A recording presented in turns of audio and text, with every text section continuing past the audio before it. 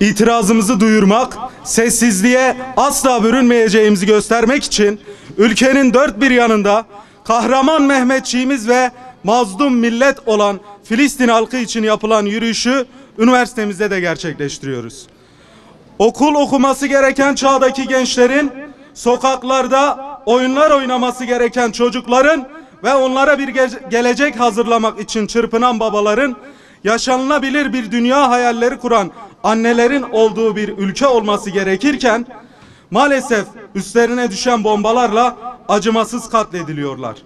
Savaşın bile kanunları, adaleti olduğu dünyada yaşadığımız için utanacak savaş ihlalleriyle karşı karşıya kaldık. Savaş demek istemiyorum. Kuralsızca saldırılar altında savunmasız kalan çocukların ve annelerin inançlı duruşuna karşı mücadelenin korkusu içerisinde vicdan yitirmiş bir saldırı görüyoruz. Filistin halkının özgürlüğü, her insanın olduğu gibi yaşam hakları ve işgal edilmiş toprakları karşısında seyirci kalmayacağımızı belirtiyor.